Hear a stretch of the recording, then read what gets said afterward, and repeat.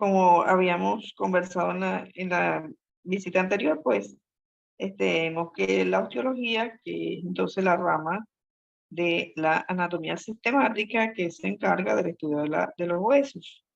Entonces, vemos cómo la osteología es una parte muy importante en todas las áreas que vemos allí en este esquema, que es la arqueología. O sea, es como la base fundamental en todas estas cosas, debe dar respuestas a cada una de estas áreas en las cuales está la arqueología involucrada.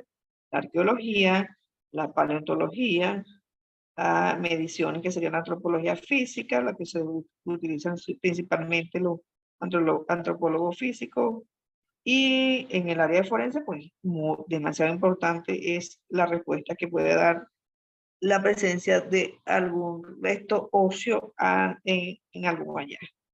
Adelante. En el caso, pues nosotros, yo como médico veterinario, pues además de eso soy profesora de la Cátedra de Anatomía de la Universidad Central de Venezuela en la Facultad de Ciencias Veterinarias. Entonces, vamos en este momento, pues vemos adelante, perdón, en el anterior está el caballo, por favor, donde está la imagen del caballo, pues vemos que tenemos un animal que está sustentando sus cuatro miembros, y entonces tenemos que la parte del miembro, lo que se llama miembro anterior o miembro torácico, normalmente el término correcto es miembro torácico, y luego la otra parte pues sería el miembro pélvico, el miembro posterior. Adelante. Quienes conforman, por ejemplo, la espalda, que sería la primera región que conseguimos en el miembro torácico. La espalda está conformada por una estructura como esta que vemos acá, que es un hueso de tipo plano, que en el caso de anatomía veterinaria, pues usamos el término de escápula. En el caso humano, pues es el omóplato, es lo que representa esto. Entonces, ¿qué sucede en estas especies que nosotros estamos estudiando en veterinaria? Que son animales que están sustentados en sus cuatro miembros y no tienen una articulación verdadera que está formada, en el caso de los primates, en el caso de las aves o en el caso de reptiles, por el omóplato o escápula, por la clavícula y por el hueso coracoide. Acá no, aquí nada más en estas especies, pues aquí tenemos en la primera que vemos a su izquierda, es la de un caballo o un equino, la segunda es de un rumiante, la tercera es de un cerdo, y la cuarta es de un perro carnívoro. Podemos decir que son equidae, los bovinos o bovidaes, o rumiantes también podemos decir, y tenemos los suidae, de la familia suidae, cerdos, váquiros, y los carnívoros. En este caso, carnívoros de tipo canidae, que son los perros. Entonces vamos viendo que, a ver, esa misma, por favor, estamos observando en este momento que todas, si se quiere, tienen las mismas estructuras, pero obviamente vemos diferentes formas, y eso es lo que caracteriza entonces lo que llamamos anatomía comparada en estos casos. Vemos cómo en cada una es de tipo triangular y se forman unos bordes, se forman ángulos, y luego en los términos que sabemos que vamos a utilizar aquí es lo que está hacia la parte de arriba, pues decimos que es dorsal, y lo que está con la parte hacia abajo, pues que se va dirigiendo al miembro, en este caso de este hueso, pues decimos que es ventral. Adelante. Adelante.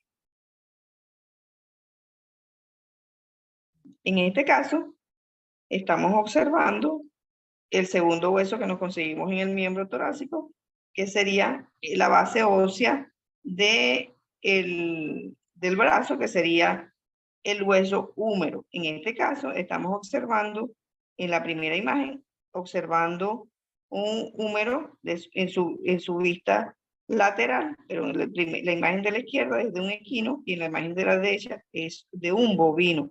Vemos el tamaño que tiene, pudiesen confundirse estas dos estructuras, pero vemos que hacia su parte proximal, pues En este caso vemos marcados con 3 y 4 en la imagen de la izquierda, pues es lo que llamamos el tubérculo mayor del húmero.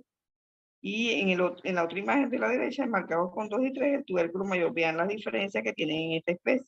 Y luego vemos el gran desarrollo ya a nivel de diáfisis, marcado con 8 y 9, el 9 en la primera imagen y 8 en la segunda, pero el desarrollo de una tuberosidad que se llama tuberosidad deltoidea, que en el caso de la imagen de la izquierda es marcado con el 8, y en el caso de la imagen de la derecha marcado con el número 7.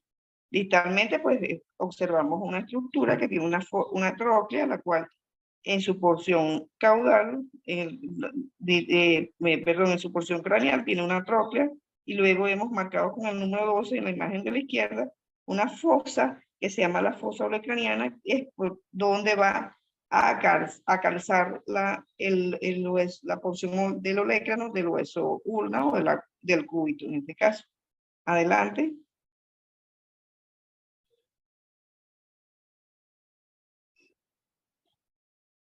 Luego en esta imagen vemos de la misma especie, el de la izquierda, el del caballo, en la derecha de un rumiante, y entonces vemos las grandes diferencias que existen entre cada uno. Entonces, en el caballo existe marcado con el número 3, un tubérculo o una porción intertubercular que no está en el caso de los rumiantes. Y luego vemos el gran desarrollo marcado con el 5 a nivel de la diáfisis y 7, que es una tuberosidad que se llama la tuberosidad del músculo redondo mayor, la tuberosidad del redondo mayor, donde se inserta ese músculo, y en la primera se ve muy fuerte o manifiesta en la que está marcado con el número 7, en el de la derecha, pues es el mismo tubérculo, pero es mucho más rugoso. Adelante. En este caso, pues estamos viendo una vista craneal del húmero en la izquierda, la de un caballo, en la del centro es la de un rumiante, un bovino, y el otro es de un carnívoro, un perro. Podemos visualizar cada uno cómo se ve en las porciones. Observen que en la imagen de la izquierda vemos que unas porciones que están marcadas con 2, 3 y 1, que serían los tubérculos mayor o menor, y un tubérculo intermedio con el tercero, y eso hace que haya una corredera a ese nivel o unos surcos intertuberales por donde discurre el músculo bíceps braquial. En el caso de la del centro es de un rumiante, y ven el gran desarrollo marcado con el 1, el gran desarrollo del tubérculo lateral del húmero, marcado con el 3, el tubérculo medial muy poco desarrollado, y con el 4, el surco intertuberal. No existe un tubérculo intermedio en estas especies, por lo tanto, perfectamente se puede visualizar las diferencias que hay en estas dos especies que pudiesen confundir el húmero. Y luego distal, marcado con el 7 y 8, pues vemos la tróclea, que caracteriza al hueso que está a la derecha, que es un hueso, sabemos que el húmero es un hueso largo, pero vemos que este es como más perfilado, no es ese gran desarrollo de los tubérculos, pero lo más importante en estas especies que son carnívoros en el húmero, distalmente podemos visualizar un agujero que está marcado con el número 8, que conecta o que comunica, que no lo vemos en las demás, que comunica la fosa olecraniana con la fosa radial, ¿verdad? Entonces, ese agujero que se denomina supratroclear es característico de especies de los canidae. Adelante.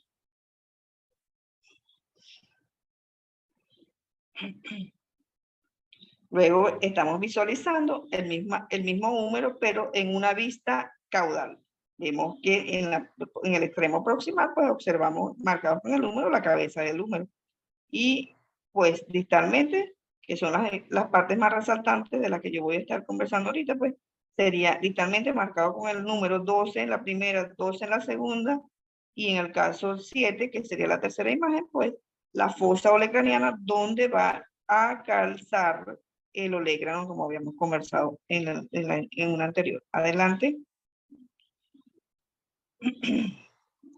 Ahora bien, en este momento estamos observando la imagen de los huesos que corresponden al antebrazo, que sería el radio, marcado con la A, y el que está marcado con B, pues sería el cúbito o la ulna. En el caso de veterinaria, como terminología actualizada, pues utilizamos ulna, U-L-N-A, ulna, y entonces vemos que en la primera imagen, en la imagen de la izquierda, la ulna está representada nada más por su extremo proximal. Distalmente, nada más está representada por una porción que se llama procesos tiloides de la ulna. Sabemos bien que en el caso de las especies de animales, sobre todo mamíferos, el radio está ubicado craniomedialmente y la ulna está ubicada caudolateralmente. Entonces podemos ver, entonces en este caso, en todas las imágenes, está perfectamente visible, si así lo entendemos, que es el radio izquierdo de un caballo, de un bovino o rumiante, de un cerdo, la tercera imagen, y la cuarta de un carnívoro. Podemos ver en cada una de esas imágenes que en la primera vemos la fusión completa del cuerpo de la ulna con el radio. No hay espacio interóseo entre ellas. Solamente existe un espacio marcado en la primera imagen con el número 5, que sería el espacio interóseo proximal. Posteriormente, en la segunda imagen, pues vemos que está presente el cuerpo completo de la ulna y que no hay un espacio interóseo, pero nada más se representa como el 5 y 6, el agujero interóseo proximal y distal. Luego, en la tercera imagen, que son de cerdos, pues vemos que sí existió un espacio interóseo que a medida que van aumentando la edad, pues se osifica completamente.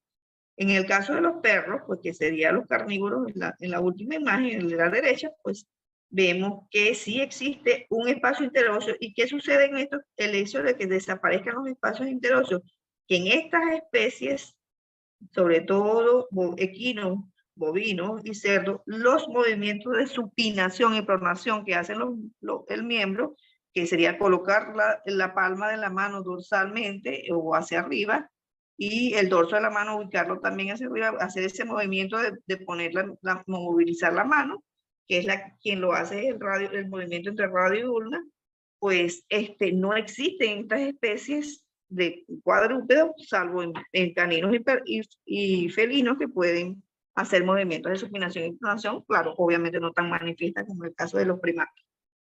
Adelante.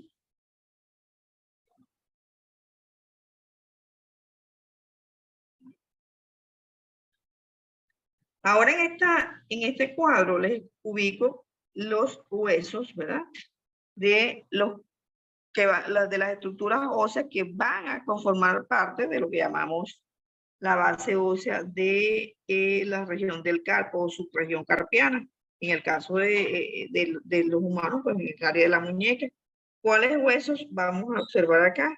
Y ahí vemos, les coloco en diferentes especies, caballo, rumiante, cerdo, canino, y luego vemos los huesos que conforman la primera fila del carpo, que sería el hueso radial, se nombran de medial a lateral, hueso radial, que está presente en todas, hueso intermedio, que está presente en todos, pero ¿qué sucede en caninos? Que se fusiona radial con el intermedio y se denomina radiointermedio. El carpo cubital o carpo ulnar está presente en todas, separado. El carpo accesorio también todos presentes, separados. Pero ya en la segunda fila del carpo viene una gran variabilidad en cuanto a presencia o ausencia. Cuando está X0, en el caso, por ejemplo, del primer carpiano, puede o no estar presente en el caballo. En el rumiante no está presente y en cerdos y caninos sí. Por ejemplo, tenemos el caso de los rumiantes que existe la fusión del segundo y tercer carpiano y por lo tanto hacen un solo hueso, pero están presentes ambos. Solamente visualizamos un hueso, pero están presentes ambos. Adelante, ya les explico más o menos las imágenes, cómo se dispone. Vemos acá una vista dorsal, no, ya en este caso de la mano, en el caso de veterinaria, lo que sería la mano desde la región carpiana hasta la última falange, en vez de decir craneal, decimos dorso. Y en vez de decir caudal, decimos la palma, o sea, de región la superficie dorsal y superficie palmar. En este caso vemos una vista dorsal de los carpos. Tenemos de 1, 2, 3 y 4 serían los de la primera fila carpiana, y en la otra, que de 6, 7 y 8, serían los de la segunda fila carpiana. El primero sería carpo radial, el segundo carpo intermedio, el tercero carpo ulnar y el que es marcado con el 4, carpo accesorio. Luego vemos que en la fila distal tenemos 6, sería el segundo carpiano, el marcado con el 7, el tercer carpiano, que es bastante amplio, y marcado con el 8 sería el cuarto carpiano. Adelante. En este caso es de caballo.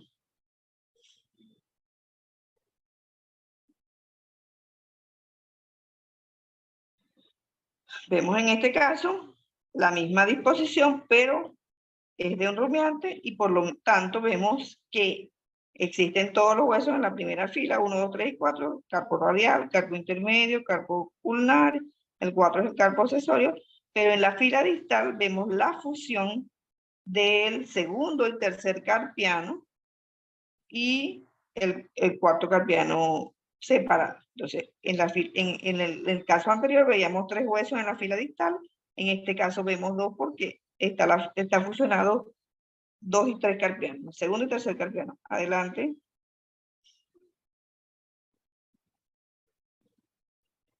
Luego, aquí tenemos, en el caso de toda la disposición de los carpos, en la primera fila del carpo y en la segunda. En el caso de los perros o de los carnívoros.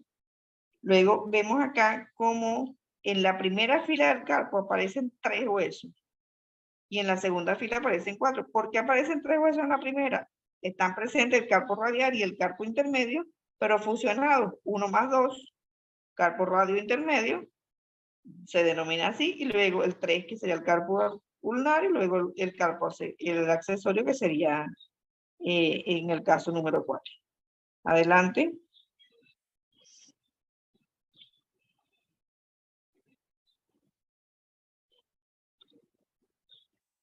¿De qué se trata entonces la anatomía comparada, como hemos estado visualizando, y solamente estas 4 especies? Porque nosotros, en el caso de veterinaria, estudiamos simplemente, o sea, estudiamos 4 especies en anatomía como base, y posteriormente hacemos otras comparaciones, pues, pero como tal, los programas están elaborados para estudiar los equinos, los rumiantes o bovinos, y rumiantes pequeños, los cerdos y los perros. Pero podemos llegar hasta más allá de solamente con tener la base de estas 4 o 5 especies. Vemos acá la base, lo que viene ya más distal, que sería la base ósea del área misma de la mano, pero ya a nivel de metacarpos. Que vemos en el metacarpo, vemos en el caso que dice aquí, équido, pues vemos un solo hueso. Y en el caso de los, si nos vamos al patrón pentadactil, el caballo solamente se sostiene con un solo dedo, que sería el tercer dedo. Y en este caso, pues, como estamos viendo acá, pues estamos viendo un solo hueso, que sería el tercer metacarpiano. El caballo presenta 2 metacarpianos, el segundo y el cuarto, pero muy pequeños, ubicados caudalmente. Luego, en el bovino, a pesar de que ven un solo hueso, hay 2 huesos fusionados, como en el caso de los carpos. Sería el segundo, en este caso sería el tercer y cuarto carpiano fusionados. Entonces, metacarpiano, perdón. Entonces vemos acá como distalmente que todos presentan unas trócleas en la parte más distal o ventral, ¿verdad? En este caso el término correcto es distal, y vemos que en el caso del caballo, en la superficie, desde la parte más proximal a la distal, no hay un surco como presenta el caso de los bovinos, que además están unos agujeritos allí, que serían agujeros nutricios. Ese surco longitudinal, en este caso dorsal, porque estamos viendo el dorso del metacarpo, pues en los rumiantes, aun cuando vemos un solo hueso, están representados 2 que están fusionados. Igualmente sucede en el caso de los pequeños rumiantes. Ahora en cerdos vemos que existen 4, que serían los suidos, 4 metacarpianos. Sin embargo, la base de sustentación del miembro en los casos de los cerdos es igual que en los rumiantes, con el tercer y cuarto dedo, pero sí tiene representados los metacarpos del segundo dedo y del quinto dedo. En el caso de los perros, pues en la mano tiene los 5 dedos. Entonces, vamos viendo que el patrón normal son 5 dedos en perros, 4 en los cerdos, 2 en los rumiantes y 1 en el caballo. Entonces, el tercer dedo es con el que se sustenta el caballo, el bovino se sustenta con el 3 y 4, el cerdo se sustenta con 3 y 4 también, y los perros con 2, 3 y 4, 2, 3, 4 y 5, y el primero, aunque está presente, él no llega a la sustentación con ese dedo. Adelante.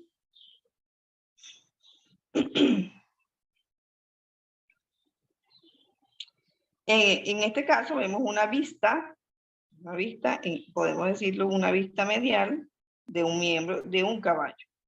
Observemos que el marcado con el número A sería la superficie dorsal o el dorso del gran metacarpiano, que sería el tercero.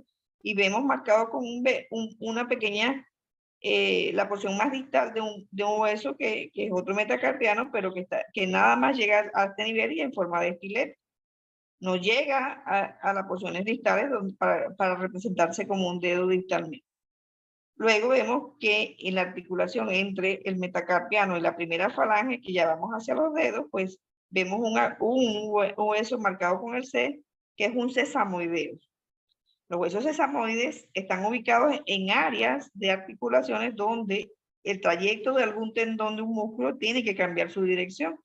Los músculos que vienen por la parte caudal o de la palma, en este caso la palma de la mano, pues tienen que cambiar desde la porción más proximal hacia lo que serían los dedos, dirigirse cranealmente. Entonces, eso es lo que hace un hueso sesamoide, cambiar la dirección, servir como corredera para un tendón de un músculo.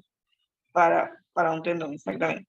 Luego vemos a nivel de dedos, que en este caso serían marcados con D, con E y la última, que sería el dedo de déjelo porfa, el dedo de un caballo está representado en este caso de esta manera, primera falange, segunda falange, tercera falange, y marcada con el número G, está otro hueso sesamoide, que es amplio, sería el sesamoideo distal. Ahora bien, por cada dedo, existen 2 sesamoides proximales y un sesamoideo distal. Adelante.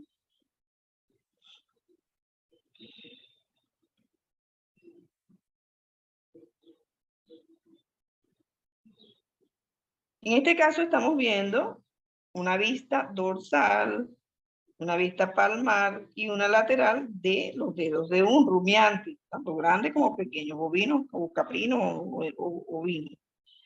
En este caso estamos observando que el metacarpo, en este caso, en la imagen de la izquierda, pues le da sustentación a 2 dedos. En el caso del caballo era un solo dedo, el tercero, en este caso sería el tercero y cuarto. Vemos en una vista caudal que en la segunda imagen vemos que en la articulación, tal cual como vimos anteriormente, tiene 2 sesamoides por cada dedo y uno distal. Entonces, 2 sesamoides proximales y uno distal por cada dedo. Y en la vista lateral podemos visualizar acá. Que vemos en la tercera falange, igual que en el caso anterior, la tercera falange está siempre incluida en el caso de los caballos en el casco. En el caso de los rumiantes y en el caso de los cerdos está incluida en la pezuña. Adelante.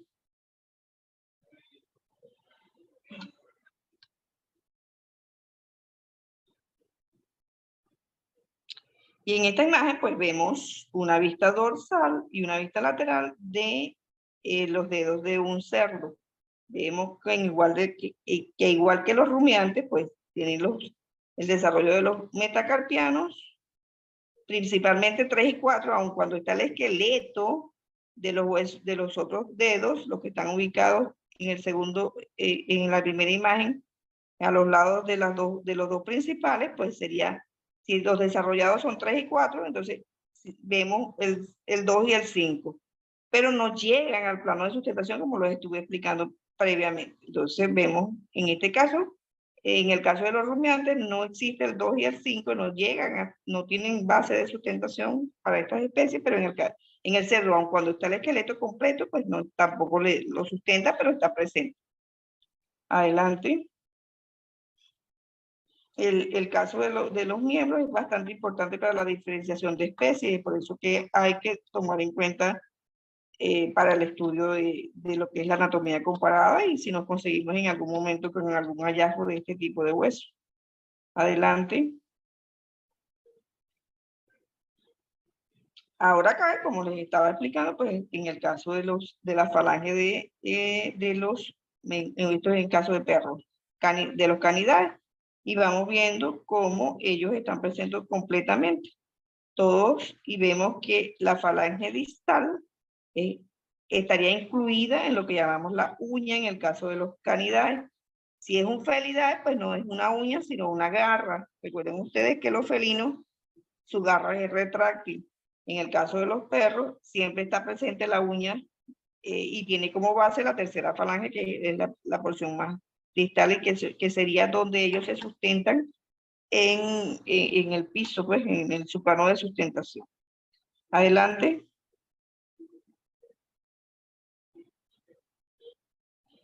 Ahora bien, ya vemos lo que vimos anteriormente, fue puesto todo lo que era miembro torácico. Ahora vamos a hablar un poquito de miembro pelviano, cuáles son las características. En el miembro pelviano, pues las regiones que vamos a observar, marcado acá, este es un esqueleto, una imagen de un esqueleto de un caballo, y vemos que marcado con el número 4, pues vemos todo lo que sería la pelvis. Luego, con el número 8 tienen un huesito, el que sería la base del muslo, que sería el fémur. Luego, distalmente, pues tenemos los huesos de la pierna, que serían la tibia y fíbula, y luego los huesos del pie, que el pie además tiene la región tarsiana, metatarsiana y la región de los dedos. En el caso del miembro torácico, conversábamos que era la región carpiana, metacarpiana y la falange o los dedos. Adelante. En este caso estamos observando el hueso pelvis o la pelvis ósea de un caballo. Vean la forma que tiene, está conformado por huesos planos y a su vez también son irregulares por la disposición en la que toman para formar lo que sería la base ósea de la cavidad pelviana, en la parte más caudal.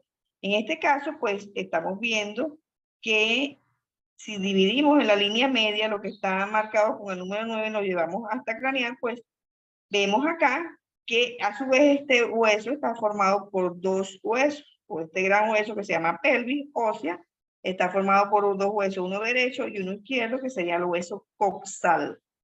Ahora bien, cada hueso coxal a su vez está conformado por un hueso que es A, por un hueso que es C y por una porción que es B.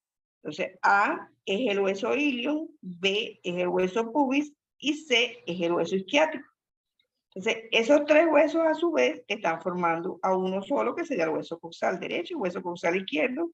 Ahora bien, vemos grandes superficies de inserciones musculares porque son huesos planos.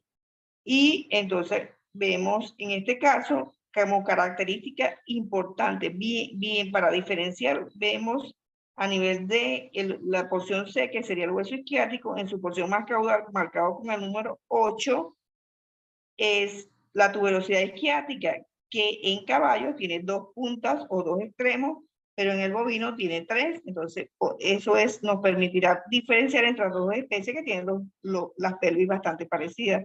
Adelante.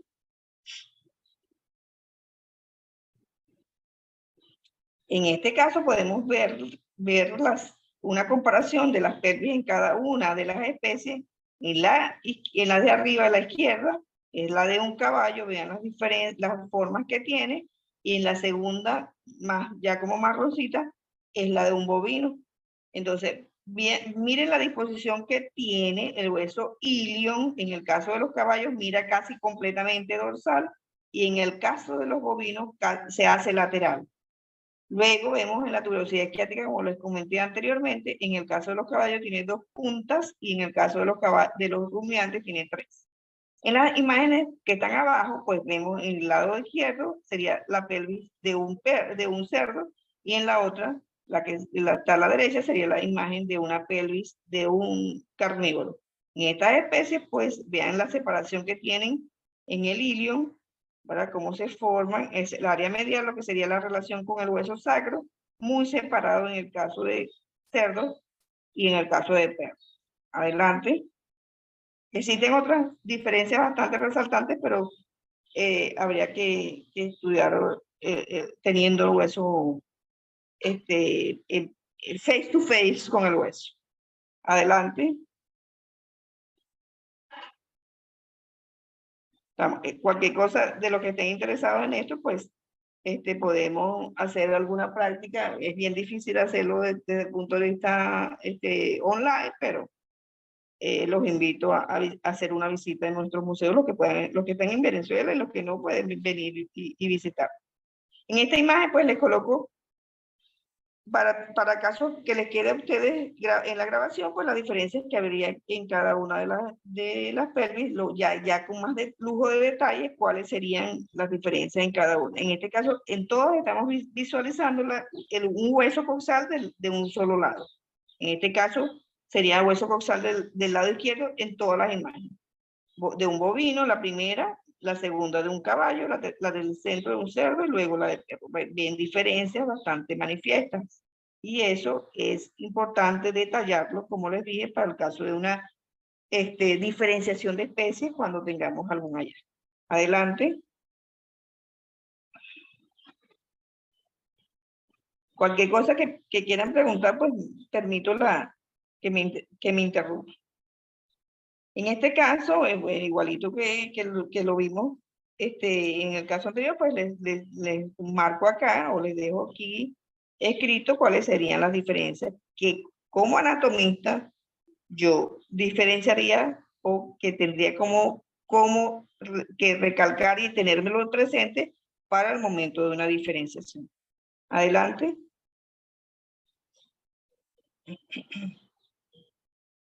Todas estas clases les quedan grabadas y pueden constantemente estarlas visualizando e ir estudiando, ¿cómo se llama? De manera más, más detallada y de manera individual. Adelante.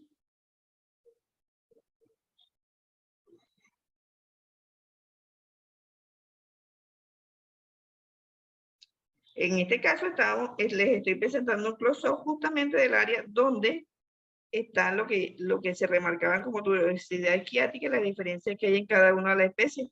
En el caso de los bovinos, pues marcados con 4 las 3 puntas, en el cerdo similar, pero de manera redondeada, no de manera triangular como en el caso de los cerdos. Y obviamente el tamaño de una pelvis de bovino no va a ser similar al tamaño de una del cerdo. O a menos que consigamos un fragmento y pues tengamos que recurrir, sí, a la parte de detalles.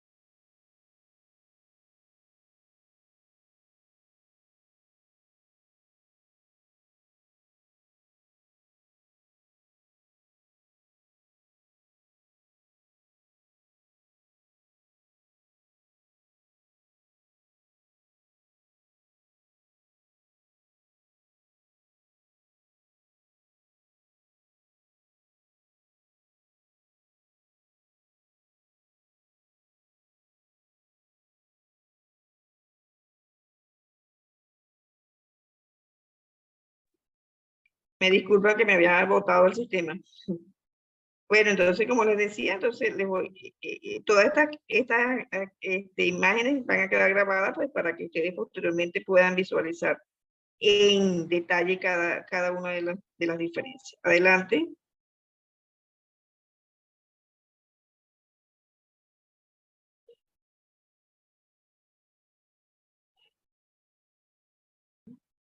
Ahora bien, no habíamos conversado respecto de esta estructura. Yo les dije a ustedes que cada lado de la pelvis está formado por un hueso que se denomina hueso coxal en general, pero a su vez, cada hueso coxal está formado, como les dije, por el ilion, el isquion y el pubis. Vean con el número 6, allí una cavidad, ¿verdad? Ese espacio o esa cavidad en forma de copa, es una cavidad cotiloidea, que se denomina el acetábulo o cavidad acetabular, que es la que recibe la cabeza del fémur. ese acetábulo está formado por la unión de los tres huesos, el ilion, el isquion y el pubis. Y también vemos un gran agujero, que se llama agujero obturador. Ese agujero obturador está formado solamente por la unión de los huesos pubis e isquio. Entonces, la conformación de esta estructura también pudiese ser importante al momento de hacer una evaluación de tipo comparativo o una determinación de especie. Adelante. Aquí lo vemos, lo podemos visualizar mucho mejor, pues en el caso de un caballo, la forma que tiene es cotiloidea, pero no tan profunda como pudiéramos observarla en el caso de perro, por ejemplo. Adelante. ¿Y por qué les traigo a colación esta imagen? Esta es una vista. Bien, imagínense ustedes ver ¿cómo se llama?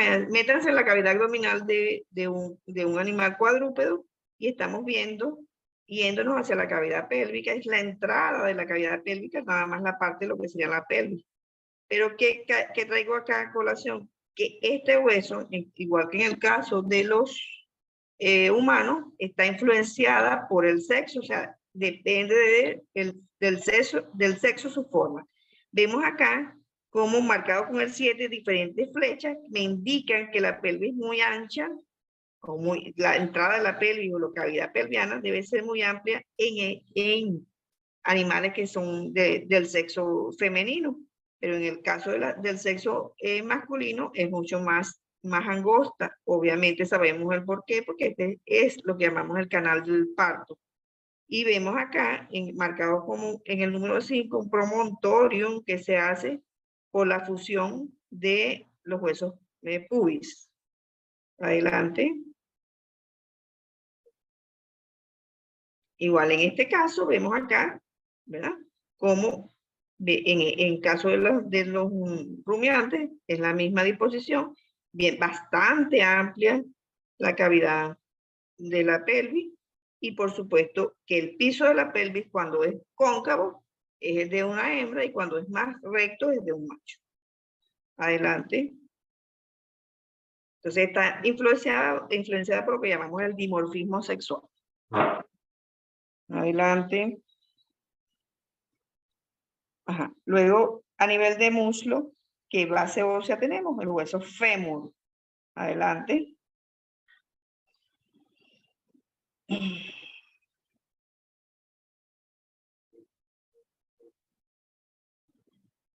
Siguiente.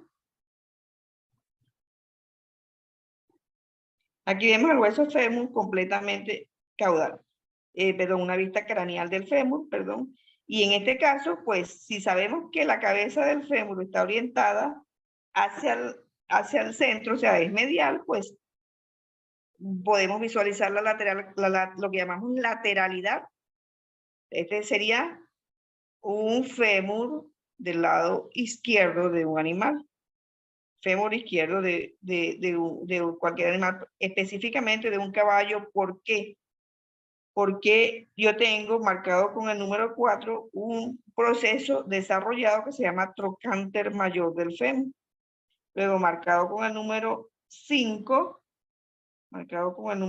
tenemos otro desarrollo de otro proceso que se llama trocánter menor del fémur, y luego tenemos uno marcado con el número 6, trocánter lateral o tercer trocánter, en este caso tercer trocánter, el término correcto. Entonces, visualicemos bien esta imagen. Este fémur es un hueso largo, presenta una epífisis proximal, una epífisis distal, la diáfisis, y en la diáfisis, pues a nivel del área medial, pues tenemos marcado con el 5 el trocante menor, marcado con el 6 el tercer trocante, y en la epífisis proximal, de manera lateral con respecto a la cabeza, pues tenemos el trocante mayor. Ahora, distalmente podemos visualizar una estructura marcados con el número 9 y 11, que serían la tróclea del fémur, y que tiene un surco marcado con el 10 que se llama surco intertroclear. Adelante. Ahora bien, ahora lo estamos viendo, el mismo fémur, pero del lado de una vista caudal. Entonces vemos que marcado con el número 4 y 5, pues sería lo que demarca, lo que se denomina el trocánter mayor, y en el caballo, ese trocánter mayor o en los equinos, está subdividido en dos porciones, una porción craneal y una porción caudal. Y luego, el número 9 podemos estar visualizando pues también el trocánter menor, y con el número 10 el tercer trocánter. Distalmente y de manera caudal vemos dos masas bastante compactas que serían los cóndilos del fémur. Y luego, marcado con el número 20, una fosa que se denomina fosa intercondilia. Normalmente este tipo de estructura o áreas son bastante rugosas para inserciones de tipo ligamentosa. Luego, marcado con el 14, vemos una fosa o una muesca bastante profunda que sería la fosa supracondilia. Adelante. En este caso, entonces, vamos, como siempre les vengo mostrando en cada imagen, pues, en la imagen de la izquierda, pues, el fémur, todas son vistas craneales de huesos del lado izquierdo, de equinos, bovinos, cerdos y perros. Vean las diferencias. En la primera, en el lado izquierdo, sería el fémur, ya lo vimos, de un caballo. Luego vemos el fémur, la segunda imagen sería el fémur de un bovino, de un rumiante grande. Si vemos un caso de un rumiante pequeño, pues debe tener la misma disposición. Pero lo que quiero que remarquen acá es que lo que se pudieran confundir sería lo de un caballo y de repente por el tamaño la de un bovino, pero miren la diferencia que no está la presencia del tercer trocante en el caso de los bovinos. No hay, en rumiantes no hay tercer trocante, que es el marcado con el número 6 en el caso del fémur de un caballo. Ahora, la tercera imagen es el fémur de un cerdo. Entonces, igual que en el caso de los rumiantes, pues vemos que no tiene tercer trocánter, pero vemos las diferencias en cuanto a la disposición del trocánter mayor, que en el caso de los bovinos o rumiantes sobrepasa el área o el nivel de la cabeza, que en el caso de los cerdos no. Ahora, la última imagen es un fémur bastante alargado, bastante delgado, también en este caso sería de un perro o de un carnívoro, y vemos cómo la cabeza sobrepasa completamente al trocánter lateral o el trocánter mayor. ¿Qué sucede en el perro? Existe, como en el caso de los caballos, un tercer trocante, pero muy poco manifiesto.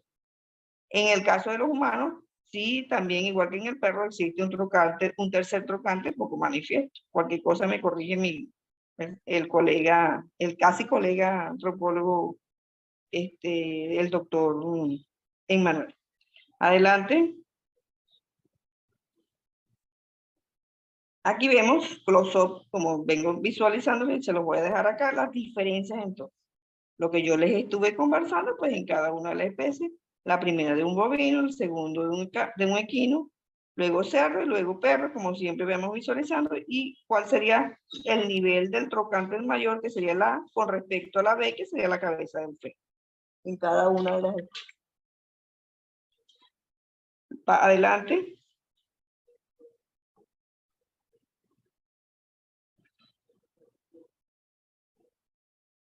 Y en este caso, pues, exactamente la visualización del tercer trocánter en cada una de las especies. No hay en bovino, existe marcado con el número 2 en caballo, no en el cerdo, y sí en el caso de los perros, marcado con el número 2, pero obviamente la diferencia con la del caso del caballo, pues es bastante diferente, muy diferencial. Adelante.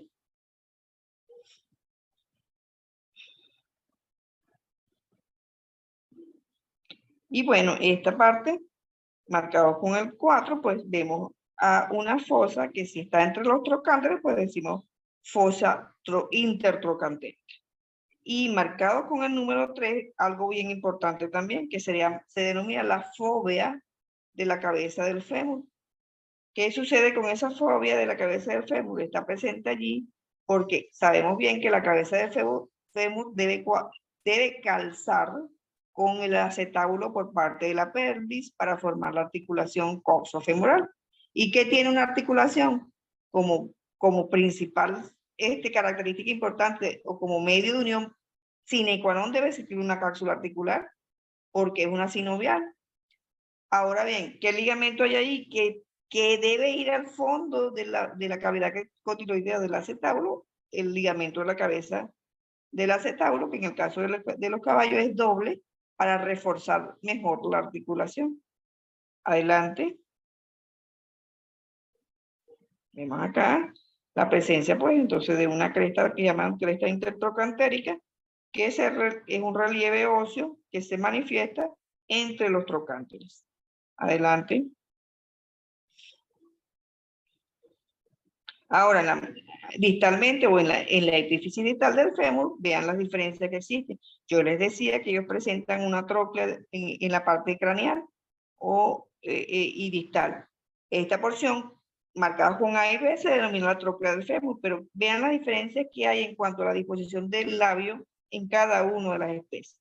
Cada tróclea o la tróclea está formada por dos labios, uno medial, uno lateral y un surco intertroclear. Entonces, marcado con la A sería el lado medial y marcado con el B sería el lado lateral. En el caso de bovinos y en el caso de equinos, el lado lateral o el labio lateral es mucho más pronunciado. Y luego en cerdos y luego en perros, pues es casi al mismo nivel y el surco intertroclear es bastante amplio porque allí debe encajar un hueso muy importante que es un hueso sesamoide también, que sería la rótula o la patela. Adelante. Y vemos ahora una vista caudal del área distal o epífisis distal del fémur en cada una de las especies y vemos los cóndilos, cómo se desarrollan en cada uno. Entonces, tienen un cóndilo medial, un cóndilo lateral, y luego que la disposición o la forma como se está visualizando esas masas bastante compactas. Pero ¿qué pasa en el perro o en los carnívoros?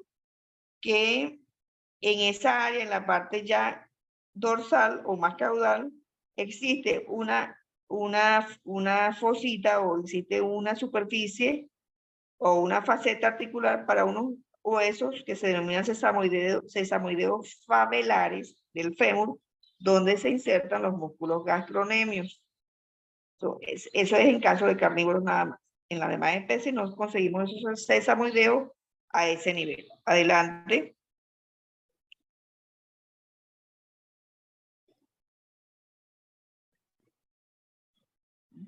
Aquí vemos lo que les estaba mostrando en el caso de los perros, pues esos puntitos marcados con el número 8 son los huesitos que serían los sesamoideos fabelares, que son para la inserción del músculo gastrocnemio.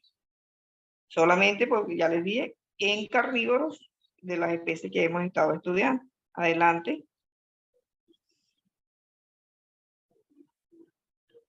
Y en este caso vemos la rótula. Vemos que como clasificación de hueso es un hueso corto. Además de ser un hueso corto, como función tiene que ser que es un hueso sesamoide. Ya les di a ustedes cómo se define un hueso sesamoide.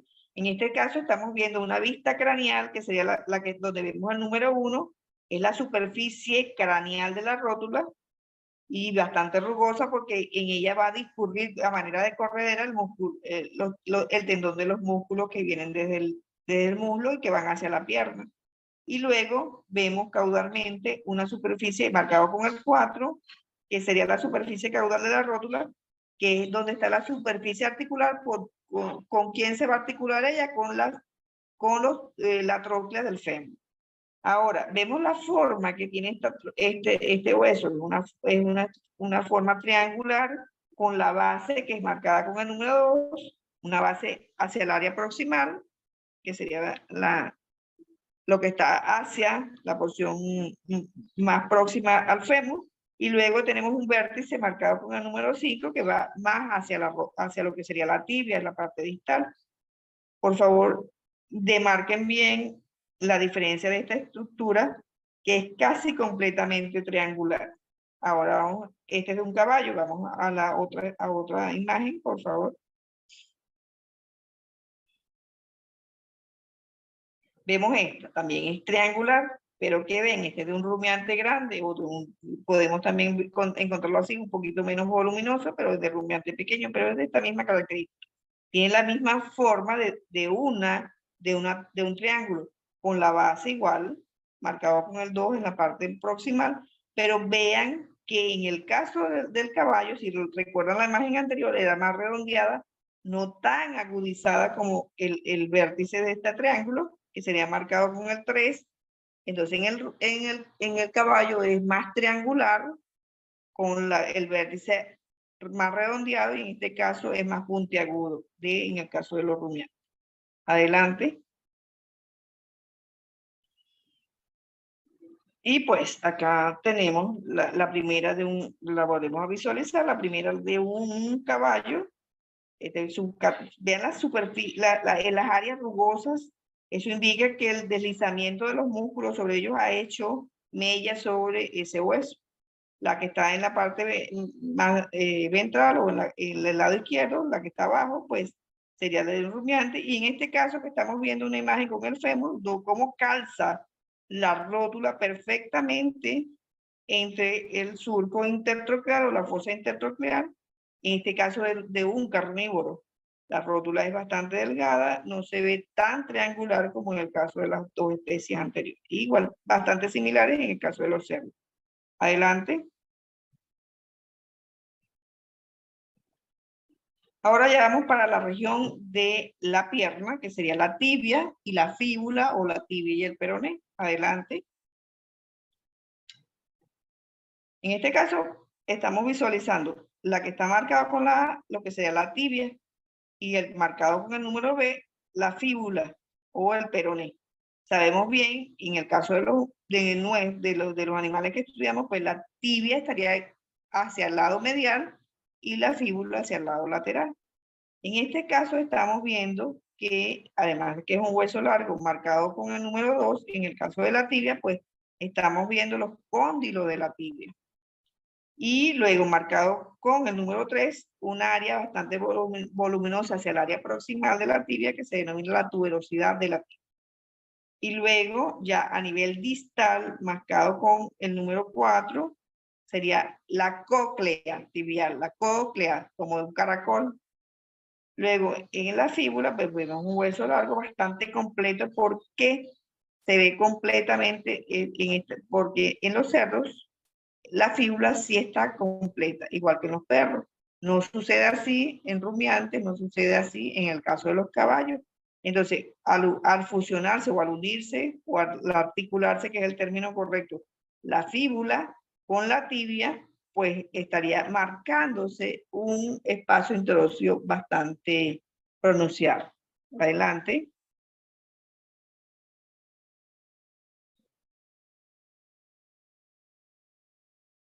Aquí vemos la tibia de dos especies que normalmente pudiéramos confundirla, perfectamente confundible. ¿Qué sucede? La que está en su lado izquierdo, es lo que sería la que tiene número 6, número 7, sería la tibia de un caballo, y la que sigue, la tibia de un bovino, las otras dos imágenes. Pero que vamos a visualizar acá perfectamente.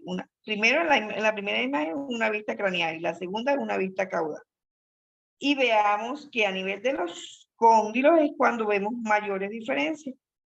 Y que vemos que marcados con el número 1 entre los cóndilos, en la primera imagen de la izquierda, pues entre los cóndilos existen dos eminencias que se resaltan en forma de una puntita, que está en la segunda imagen es el número 3, que serían las espinas intercondilias o eminencias intercondilias de la tibia. Y luego vemos que marcado con el 5 es la tuberosidad tibial.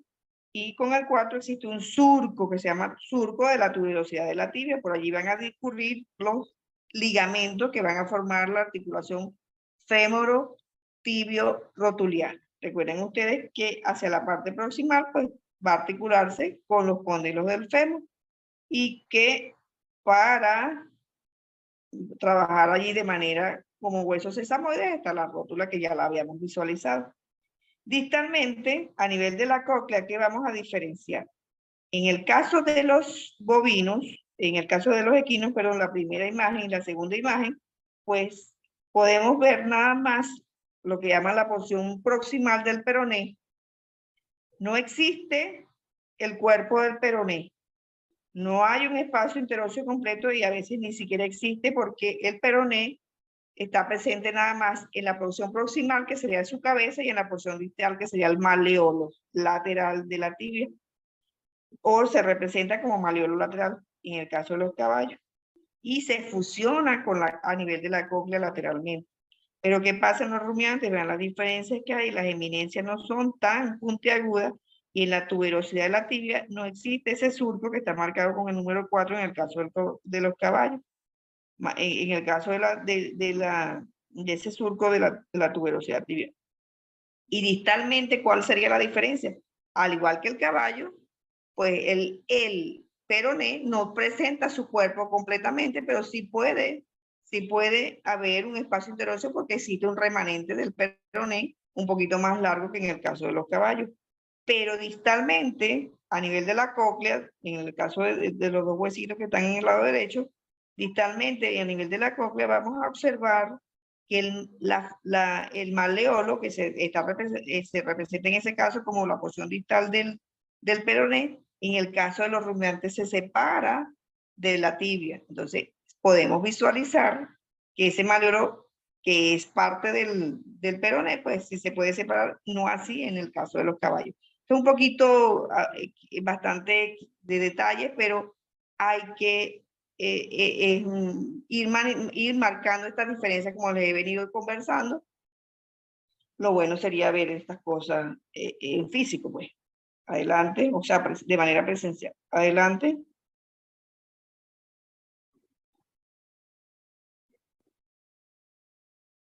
Y pues lo que les estaba conversando en cada una de las especies, pues aquí tenemos, vean con el número 6, que sería el peroné, pero vean la representación del peroné, que es muy pequeñito. No hay un espacio interóseo como pudiese existir en perros y en cerdos.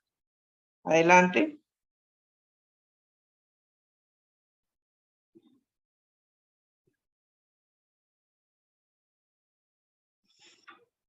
Acá. Esto marcado con, es ya lo que yo les estaba conversando sobre lo que llamamos maleolo lateral en los rumiantes. Vean acá marcado con el número 6, pues la tibia. Y distalmente el maleolo lateral, que sería parte de la representación distal del peroné. También tenemos un maleolo medial, pero le pertenece a la propia tibia. Y este maleolo lateral le pertenece al peroné. Ahora bien, acá vemos cómo se separa. Si es un rumiante, se separa de esta manera. Ven la puntita que debe encajar con un surquito que debe tener la tibia acá. Esto es característico de un rumiante, tanto rumiante grande como rumiante pequeño. Adelante.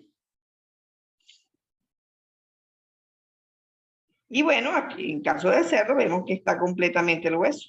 Véanlo allí, está la tibia, está presente el peroné en toda su extensión con su epífisis proximal distal y pues, por lo tanto, existe un espacio interóseo, este caso de cerdos. Adelante. Y acá, véanlo también, es muy aguda los dos huesos en forma casi de estilete muy delgado. El peroné, esto es de carnívoros o de perros, presente completamente, pero ¿qué sucede? Que el peroné en la parte más distal se fusiona o se pega completamente o se osifica junto con el, no desaparece su cuerpo, pero se osifica o se une más con la tibia y por lo tanto el espacio interóseo no es completo a nivel de toda la pierna. Adelante. Y lo ven aquí cada una de las especies. La primera es de un caballo, la segunda es de un bovino, la tercera imagen de cerdo y la cuarta imagen de perro. Adelante. Sabemos bien que el patrón corporal en cada una de las estructuras es igual. se nombran las mismas estructuras, lo único que vamos a ver como anatomía comparada es el grado de desarrollo de esa estructura en cada una de las especies o la presencia o no de esa estructura en cada una de las especies. Entonces, de eso se trata la anatomía comparada, de ir viendo cómo se presenta cada una de las estructuras, que el patrón indica así, que por ejemplo el patrón de estos huesos o de este hueso que es la tibia y el peroné, el patrón siempre va a ser igual en todos los mamíferos, en este caso que es el patrón corporal de los mamíferos que estamos estudiando, incluso en las aves, incluso en otras especies que los presenten, pero que vamos a visualizar ausencia, presenta, si hay variaciones o si sale del patrón, existe una variación y así sucesivamente. Lo que llamamos anatomía comparada. Adelante. Y que por supuesto la anatomía comparada es lo que permite la especiación o ver qué animal forma parte de cualquiera de las familias, de los filos, y así sucesivamente, pues estamos estudiando la parte de zoología. Ahora aquí, como les dije también en casos anteriores, pues cuáles serían las presencias o no. En este caso, una eminencia intercondilar en casos de las diferentes especies. Adelante.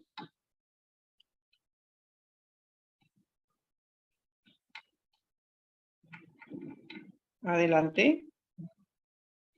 Y aquí, pues, el surco de la tuberosidad de la tibia, en dónde está presente, de qué manera cada uno. Entonces, es presente en equinos y cerdos, ausente en bovinos y perros. Adelante. Y lo que es la presencia del espacio interóseo, ya lo habíamos conversado también, pues es bastante amplio y alargado en el caso de los cerdos, y en el caso del perro es amplio, pero nada más hacia el área de la porción proximal. No se forma en el caso de los bovinos y en el caso de los equinos es muy corto. Adelante.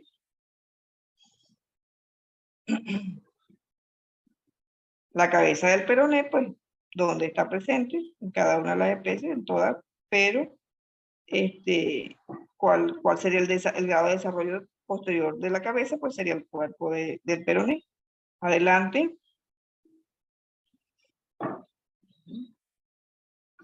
En una vista también de tipo craneal, pues vamos a ver cómo es el desarrollo de ese cuerpo del peroné. En cada una de las especies, si está ausente, si está incompleto, si está completo. Adelante. Y acá, en la parte de la extremidad distal, pues la presencia o no de que se separe lo que llamamos el hueso malleolar o el malleolo distal. Entonces, yo hablaba de un malleolo medial que le pertenecía a la tibia y el malleolo lateral le pertenece al peroné. Entonces, en algunas especies está presente pues con el peroné, pero en el caso de los rumiantes se separa. Y en el caso de los equinos, que pudiera confundirse con el del bovino, pues está fusionado con la tibia. Adelante. Ahora vamos con el pie. Pues el pie está representado por 3 subregiones a su vez. La subregión del tarso, con los huesos tarsianos, la subregión del metatarso, con los huesos metatarsianos, y la región de los dedos con las falanges y los sesamoideos incluidos. Adelante. Y aquí, como en el caso anterior, pues también les hice un cuadrito, cuál sería las estructuras que estarían formando la fila. ¿Qué pasa en el caso de los carpos? Hablábamos de una fila proximal y una distal, y en el caso de los tarsos hablamos de una fila proximal, una media y una distal. Entonces, ¿quiénes formarían la primera fila del tarso? Tarso tibial y tarso peroneo. También vamos a conseguir que el tarso tibial se le denomina como astrágalo y el tarso peroneo como calcáneo. Entonces, vemos que en todas las especies están presentes tanto el tarso tibial como el tarso peroneo. Ahora bien, el tarso central está también presente en todas, pero ¿qué sucede en rumiantes? Que el central se fusiona con el número 4, que sería de la fila distal. Entonces, al estar fusionado, pues decimos el hueso centrocuartal. Vamos en la fila distal, pues de medial lateral se denominan tarso 1, tarso 2, tarso 3, tarso 4.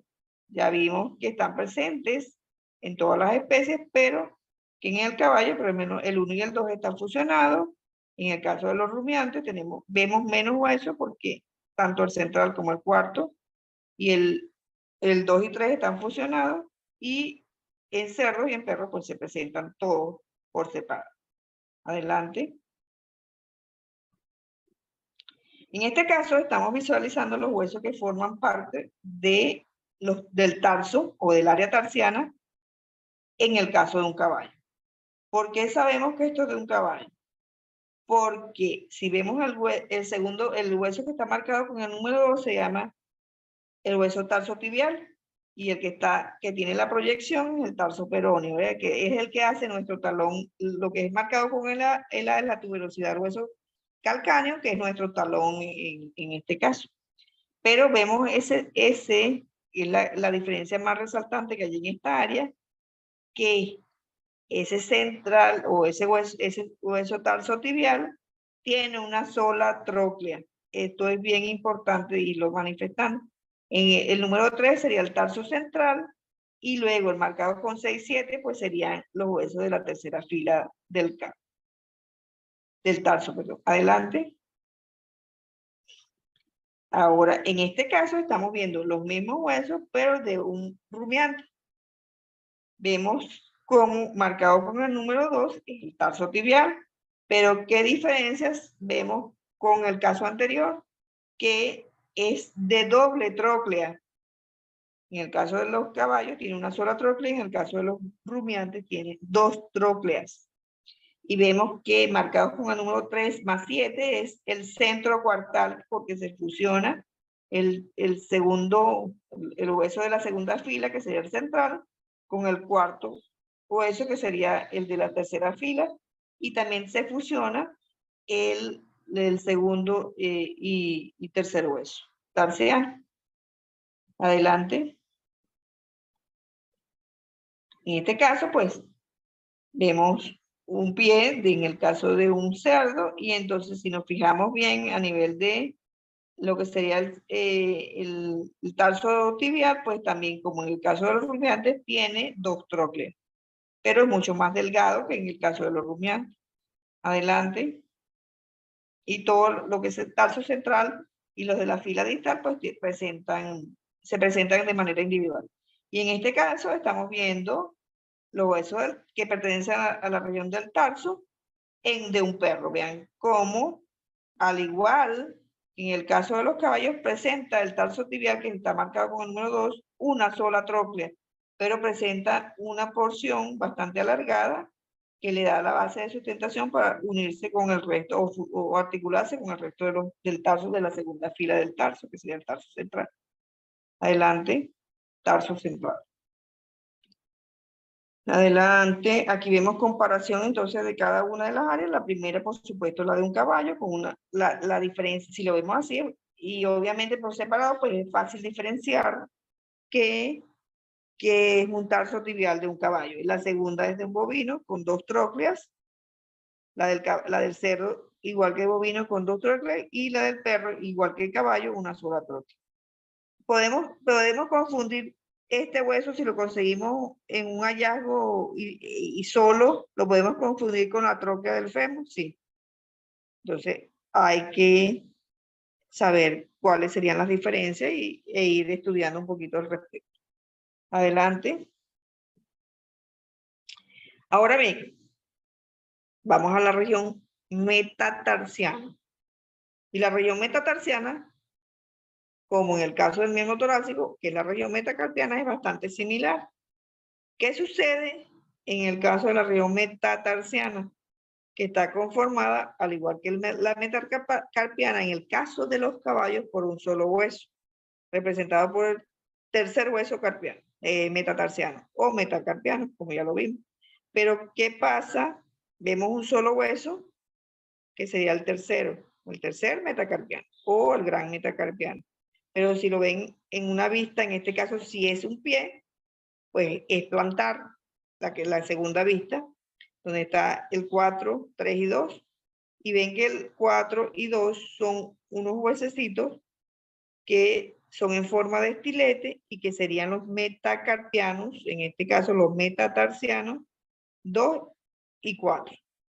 Y si ven en las imágenes que están en la parte derecha, la que está arriba, estamos observando la superficie articular del gran metatarsiano, en este caso, y que vemos la superficie articular que es donde van a descansar los huesos de la fila distal del tarso.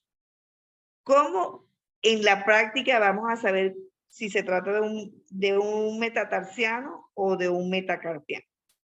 ¿Qué sucede en el metacarpiano? Si tú ves que la superficie dorsal es redondeada y la parte caudal o palmar en este caso es aplanada, pues es un metacarpo. Pero si el hueso es completamente cilíndrico, es un metatarsiano.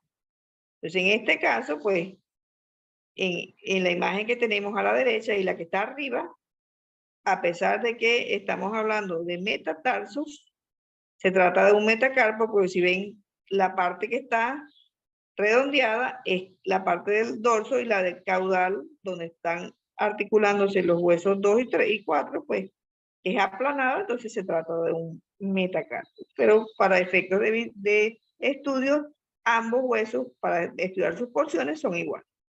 Y saber que en el caballo, por ser un perisodáctilo, ¿verdad? Y él se sustenta con el tercer dedo nada más. Su representación distal es el tercer dedo. Luego vemos marcado en la derecha y la que está en la imagen que está abajo, pues dos huesos sesamoides, que igual que en el miembro torácico, pues yo les dije que por cada dedo hay dos sesamoideos proximales. Aquí vemos la forma, vean cómo tiene la forma los sesamoides proximales de manera triangular, con la base dirigida hacia la parte distal y el vértice hacia la parte próxima. Adelante. Aquí observamos un solo hueso, pero están representados dos y por lo tanto esto es de un rumiante. Vemos acá que se puede visualizar en la imagen de la izquierda, la primera imagen, marcado con el 2, un surco, que está demarcado, surco longitudinal dorsal, y luego en la segunda imagen, en la segunda fotito, vemos el surco longitudinal. Si esto es un metatarso, pues decimos que es el surco longitudinal plantar. Si estuviésemos un miembro torácico, sería el surco longitudinal palmar. Lo que hay es que cambiar terminología por la ubicación del hueso, si es miembro torácico o miembro pelviano. Y obviamente vemos que distalmente está representado con dos trócleas. En el caso del caballo es una sola tróclea. Aquí tiene dos. Y vemos bien, si vemos la imagen que está en el lado derecho, ¿verdad? Vemos que si en este caso se trata de un metatarsiano, porque si ven la silueta del hueso de esta forma, en ese corte transversal es completamente redondeado. Adelante.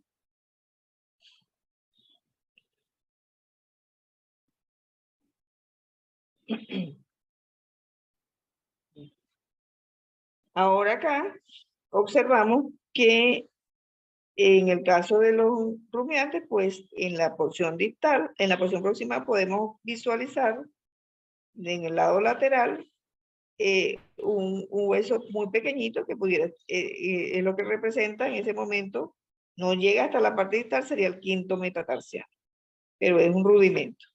Y vemos que se cumple lo que siempre hemos hablado, que por cada dedo existen dos sesamoides proximales. Adelante.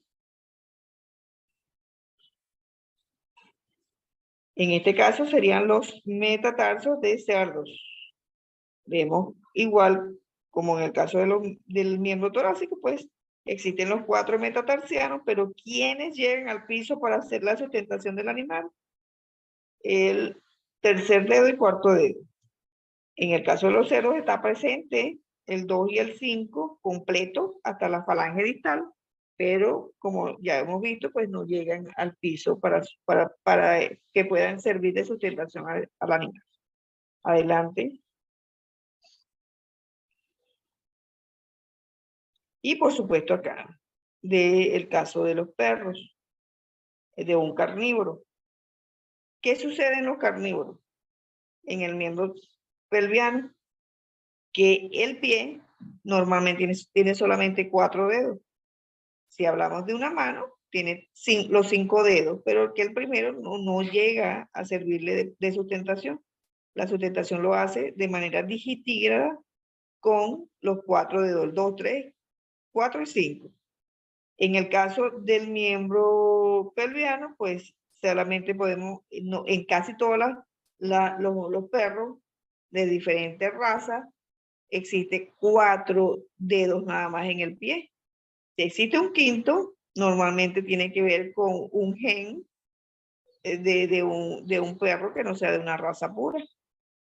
Ahora, en el caso de los perros, y como viene cumpliéndose lo que veníamos conceptualizando, que en cada dedo existen 2 sesamoides, vemos marcados con el 2, en la imagen de la derecha, los sesamoides proximales.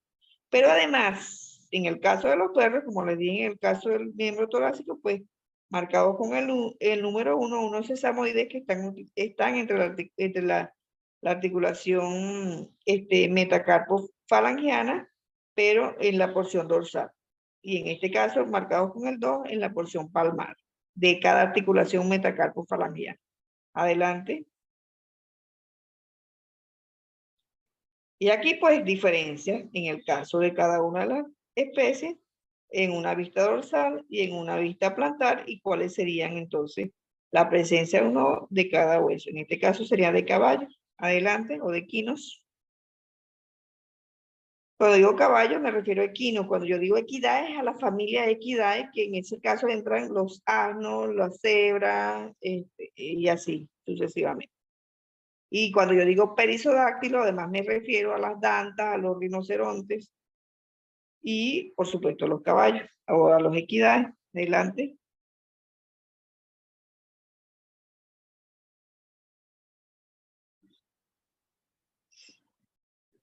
En este caso, pues, los metatarsianos de un rumiante vemos que está representado por 2 huesos, aunque veamos uno solo, que sería el tercer y cuarto metacarpiano. Adelante.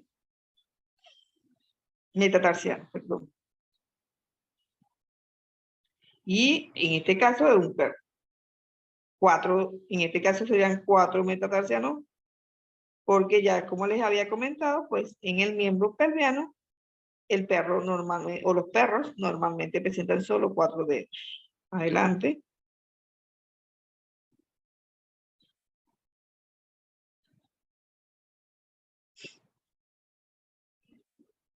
Y ya vamos a hablar del esqueleto de los dedos. ¿Cuál sería el esqueleto de los dedos? Las falanges. Falange proximal, falange media, falange distal, o simplemente decir primera falange, segunda falange, tercera falange. Vemos que la primera falange es un hueso largo y que cumple con la misma característica que venimos desde el metatarso, que tiene una cavidad en la parte proximal que debe articularse con la extremidad distal del metatarso o metacarpo, y distalmente tiene una trocla que debe concordar con la superficie articular de la segunda falange, y que la segunda falange, si la ven, es bastante similar a la primera, lo único que es más corta. Entonces, en la segunda falange le denominamos que es el hueso largo más corto.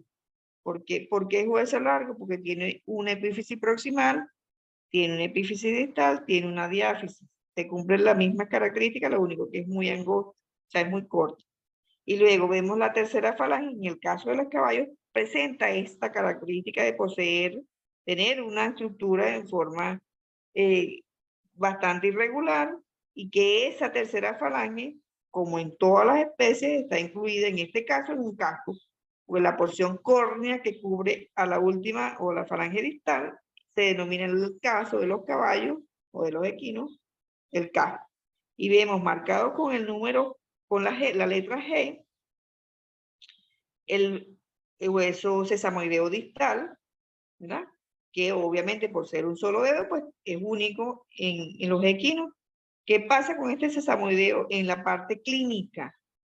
En la clínica equina, este hueso representa una parte importante de lo que sería el trabajo de un veterinario que trabaje en un hipódromo, por ejemplo, porque normalmente durante la carrera los caballos pueden llegar por exceso de extensión de los músculos flexores, rompe o fractura este hueso. Entonces el caballo tiene que salir de la cuadra, incluso salir para un zoológico para servir de alimento a los tigres o a los leones. Adelante. Entonces ese huesito, sesamoides distal, déjalo aquí, en este huesito sesamoides distal, que estamos viendo completamente la parte palmar en la primera, en la imagen de la izquierda, vemos completamente, ¿verdad? El metacarpo, o en este caso metatarso, con la primera falange, y con el D serían los sesamoides proximales, y con la G del sesamoides distal. Entonces, entre el metatarso, primera falange y sesamoides proximales, se forman la articulación metacarpo-falangiana, y luego entre la segunda falange, que está aquí en la derecha, viéndola, ¿verdad? El extremo distal de la primera falange con la extremidad proximal de la segunda, está la F la segunda y la E la primera falange. Entonces vemos la articulación interfalangiana proximal. Luego, entre la extremidad distal de la segunda falange con la tercera falange, que tiene esa forma en el caso de los caballos, porque se incluye en el casco. Además está incluido esa estructura que es marcada con el número G o identificada con el número G, que es el sesamoides distal. A ese hueso, en caso de caballos de clínica equina o de los veterinarios que trabajan en los equinos o en los hipódromos, se denomina hueso navicular. Entonces, cuando ustedes les digan hueso navicular, ya saben que es el hueso sesamoides distal en los caballos nada más. Adelante.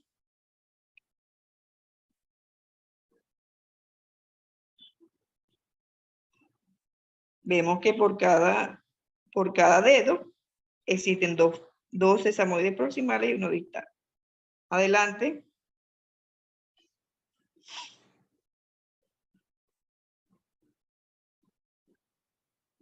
¿Se colgó? Hola. Hola. Aquí. Ok, entonces aquí estamos viendo en un close-up, pues, en este caso sería la primera falange, pues, de un caballo. Y marcados con el número, las cavidades articulares, allí se va a recibir las trocleas del metatarso. Y distalmente, pues, vemos la tróclea de esa estructura que va a encajar con una superficie similar a la marcada con el número 1, pero de la segunda falange. Adelante. Aquí tenemos una vista dorsal y una vista palmar de la primera falange. De caballos, de equino. Adelante. Aquí la segunda falange igual, una vista dorsal, una vista palmar, y vean que es similar, excepto porque es más corta.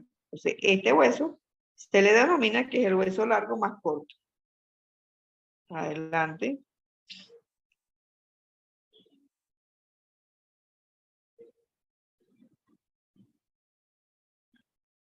Y en un close-up bastante bien, pues vemos la tercera falange en los caballos, o de un perisodáctilo, en este caso un caballo, que vean las características que tiene, es bastante porosa. Eso significa que es una estructura donde penetran muchísimos vasos sanguíneos, debe ser bastante irrigada esta área, y de ello la importancia que tiene los miembros sobre todo un caballo de carrera, caballo de paso, entonces todo un caballo de coleo, o sea, los miembros en caballo es una especialidad solamente para un veterinario ser especialista de miembros de caballo.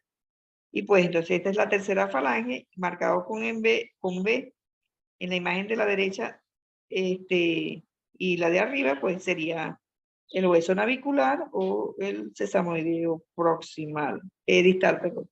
Adelante. Ahora acá, pues, los dedos de los dedos de los rumiantes. Vemos acá la primera falange, segunda falange, los sesamoides proximales, 2 por cada dedo, un sesamoide distal por cada dedo, y entonces ven la forma que tiene la tercera falange, que debe adaptarse a la pezuña, en este caso, porque estamos hablando de un rumiante, pues hablamos de pezuña en todo caso. Recuerden ustedes que la tercera falange, al igual que en el caso nuestro, tiene una cubierta córnea, en el caso nuestro son las uñas, y en este caso, en estos animales, si es un bovino, es la pezuña, si es un caballo, es el casco. Adelante.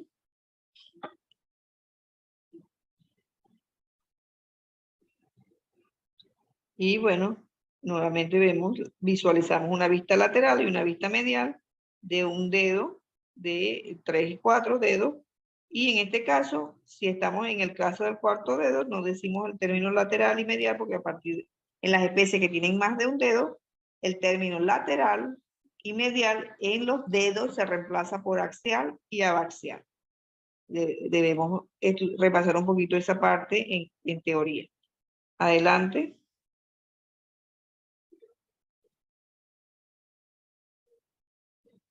Y pues de cerdos. Aquí vemos el esqueleto de una mano o de un pie en el caso de los cerdos. En este caso, pues estamos hablando de un pie, pues decimos que es de un pie, pero es bastante similar igual. Y vemos cómo, igual que en los rumiantes, pues se sustenta en su tercer y cuarto dedo, pero sí está presente el segundo y el quinto, completo hasta su última falange. Adelante. Y que la última falange en ellos, igual que en el caso de los rumiantes, está incluido en una pezuña. Y pues aquí la de los perros. Ya lo habíamos visualizado anteriormente, un miembro torácico o un miembro pélvico con 4 dedos si es miembro pélvico y 5 dedos si es un miembro torácico. Pues yo se los doy bastante igual porque la terminología es similar en todo caso, excepto a nivel de los tarsos. Adelante. Y bueno, vemos en el caso de la imagen a la derecha, pues tenemos la última falange en el caso de los carnívoros, canidaes, sobre todo. Ven que saben ustedes, lo recuerdan, tienen su perrito, pues que esa uñita, esta parte ósea está incluida en una uña, tiene una cubierta córnea, que sería la uña en los canidaes. En el caso de los felinos, pues sería una garra. Adelante.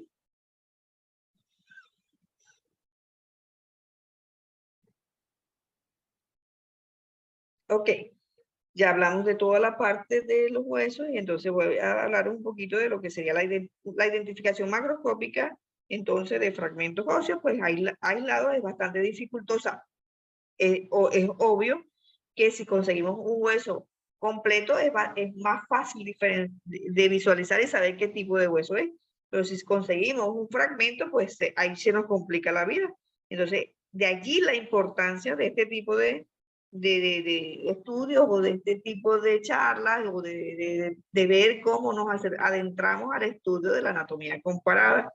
Nosotros hablamos en este caso, anatomía comparada puede ser de cualquiera de otros sistemas, sistema muscular, sistema articular o digestivo, por ejemplo, pero nosotros en este momento estamos hablando simplemente de la osteología, porque nos interesa desde el punto de vista, porque los huesos son las evidencias que deja el tiempo cuando un individuo se hace cadáver.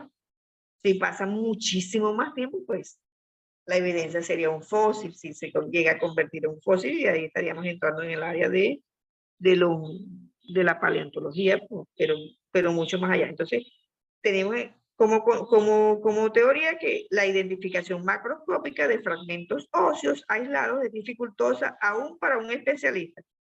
Es por ello necesario contar con hacer un estudio sistemático que nos permita llegar al diagnóstico de certeza tal como lo requiere una pericia judicial, porque nosotros estamos viendo esto en contextos forenses o en contextos de tipo arqueológico, para dar una respuesta si tenemos un hallazgo determinado en un momento determinado. A tal fin, pues se pueden de acuerdo a lo escrito en Cuadernos de Medicina Forense en el 2003 y otros investigadores, donde se dice que existen varios niveles, y estos son de manera creciente en cuanto a complejidad, para determinar y poder lograr diferenciar restos óseos de humanos y de animales. ¿Por qué estudiamos la parte animal? Porque nos interesa en el caso sobre todo de un hallazgo donde haya un animal involucrado y esté un humano, normalmente conocemos cuáles son los huesos de los humanos, pero nos interesa de repente si conseguimos ese hueso en ese contexto, pues, o en ese hallazgo, pues llegar a la determinación de especie. Sabemos, lo único que hacen los forenses, si no tienen el conocimiento del área veterinaria o del área de zoología, pues decir, no es humano. Hasta ahí llegan, pero no se adentran a la identificación de especies. Adelante. Entonces, ¿cuáles serían esos niveles que serían de manera creciente en cuanto a complejidad para llegar a determinar una especie si nos conseguimos con un hallazgo que no sea humano? Por ejemplo, la identificación macroscópica, que sería lo que estamos haciendo viendo los huesos, compararlos de acuerdo a la especie, medirlos, hacer morfometría, hacer un análisis bioquímico, hacer una evaluación microscópica, que sería hacer unos cortes, y hacer un corte histológico con las coloraciones correspondientes y visualizarlos a través de un microscopio, o hacer un desgaste del hueso y posteriormente observarlo también en un microscopio de alta resolución para poder visualizar las diferencias que hay desde el punto de vista microscópico de cada hueso. Hacer un estudio radiológico, hacer una determinación de especie por medio de ADN, que eso también existe, pero obviamente el grado de complejidad de lo que vamos a ir hablando, pues me va a indicar a mí que va a ser mucho más difícil en cuanto a disposición de un laboratorio para hacer, por ejemplo, análisis microscópico, un estudio radiológico, un estudio de perfil de ADN para diferenciar clados, y por supuesto una parte básica, pues podría ser la morfometría, el estudio macroscópico de visualización de diferencias, a simple vista, por supuesto, usando una anatomía macroscópica, y determinar por medio del sonido y el peso relativo de esos huesos. Por todo lo antes indicado, pues, o señalado, pues se puede aplicar o dar una aplicación adecuada de una metodología de estudio para establecer el diagnóstico que una pericia judicial requiere, con un nivel de certeza lo más cercano posible a la realidad. Adelante.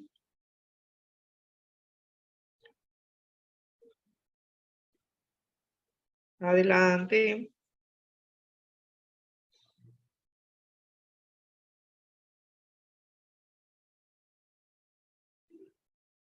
Aquí decimos que, dice, no puede negarse que las cuestiones de carácter médico-legal deben ser conocidas por alguien especializado. Pero también es cierto que en la práctica será muy difícil, por no decir imposible, que en todo momento o en todos momentos y en todos los lugares pueda existir un médico veterinario con una particular preparación especializada y por supuesto la realidad que tenemos en nuestro país, que es Venezuela, como en todos los demás países desarrollados o no de nuestro continente y más allá de los otros continentes. Adelante. Dice que de la evidencia, de que la evidente conveniencia de darle al estudiante la importancia, ¿verdad? De darle al estudiante de antropología y otras áreas afines la información mínima requerida para que pueda enfrentar las múltiples situaciones que deberá atender como médico forense. Yo veo que obviamente el hecho de que nos estén ubicando a los veterinarios y que ya haya médicos veterinarios forenses y que los CENAMES ya hayan cargos para los veterinarios, pues ya los antropólogos o los médicos forenses pues están viendo la necesidad de que necesitan el auxilio de otras carreras, como en el caso nuestro, los veterinarios, o un zoólogo que vaya a permitir que le ayude a diferenciar cada estructura. Porque simplemente decir no es humano, pues no te llega o no satisface completamente una experticia o que den respuesta a algo, porque han pasado casos de que de repente hay relacionado humanos con animales y cuando van a dar una respuesta dan por muerto a un humano porque consiguen unos restos, sobre todo si están calcinados o con fragmentos, dan por muerto a una persona y los huesos o los fragmentos pertenecían a un animal. Entonces eso es bien importante el conocimiento. Entonces dice que la aplicación de la criminalística veterinaria se hace cada vez más importante en la investigación de hechos delictivos, sobre todo en países no industrializados como el nuestro. Los animales se interrelacionan, por supuesto. Sabemos que los animales están interrelacionados con los humanos en todos los ámbitos, en el trabajo, como transporte, en las comunicaciones, en la alimentación, en todos los ámbitos están los animales presentes al lado de un humano. Y normalmente vamos a conseguir la presencia siempre de algo que represente a un animal y que te pueda confundir en un hallazgo. Esto hace cada vez más imperioso y obligatorio el dominio del conocimiento en este caso de la osteología de los diferentes animales. Adelante.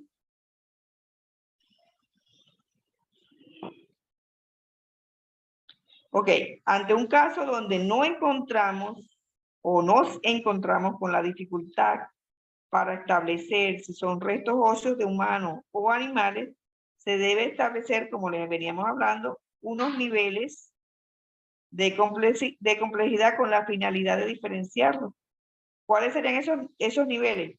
Primero, una evaluación macroscópica. ¿Y cómo la conseguimos esa evaluación macroscópica? De todo lo que yo les vine hablando, tanto en la clase anterior como esta, de todas las diferencias que pueden existir en cuanto a animales tengamos. ¿Qué es lo primero que vamos a investigar en un hallazgo? ¿Dónde está ese hallazgo? ¿Qué hay alrededor? Si hay animales silvestres, si hay animales domésticos, de repente hay un zoológico cercano, existe la presencia de un animal exótico, ¿verdad? Porque también puede pasar que la persona era una persona excéntrica y tenía un zoológico de contacto, X, me estoy yendo al más allá, tiene un zoológico de contacto y de repente le gusta tener un hipopótamo, por ejemplo, en su casa. O debe tener una jirafa en su casa. O sea, si estamos en Venezuela, por ejemplo, yo no puedo o nunca voy a conseguir en un hallazgo, a menos que esté cerca de un zoológico y que hayan unos entierros allí de los animales que hayan muerto del zoológico, pues nunca voy a conseguir un esqueleto o hueso de un animal que no exista en mi país. Sí, tengo que saber exactamente cuáles son los animales endémicos de cada zona. Entonces, siempre tenemos que ubicarnos en el lugar, en el contexto.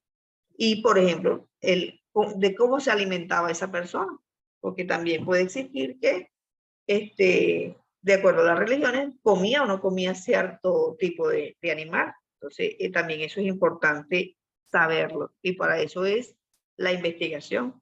Es un mundo demasiado profundo y que abarca muchísimas cosas, que no podemos dejar aristas de ningún lado si queremos dar una respuesta convincente, de una respuesta certera a cualquier caso que tengamos presente. Adelante, desde el punto de vista forense. Adelante.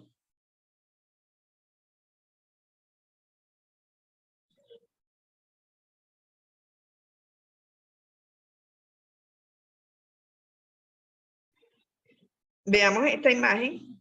Tenemos el omóplato en el lado izquierdo, el omóplato de un humano y el omóplato o la escápula de un caprino. Hay diferencia, ¿verdad? Entonces yo, por lo que yo les estaba conversando, pues, para saber exactamente cómo diferenciar entre huesos humanos y no humanos, Debemos tener un adecuado y detallado conocimiento de la anatomía humana, primero que nada, y posteriormente hacer las comparaciones de las demás especies y que si nos interesa ir en profundidad, pues se acercan a un área de una escuela veterinaria, pues para estudiar las diferentes diferencias que habría en si cuentan con museos o cuentan con bancos de huesos para estudiar. O sea, asimismo, el conocimiento de la osteología de los diferentes animales más frecuentes en cada zona de allá. Adelante.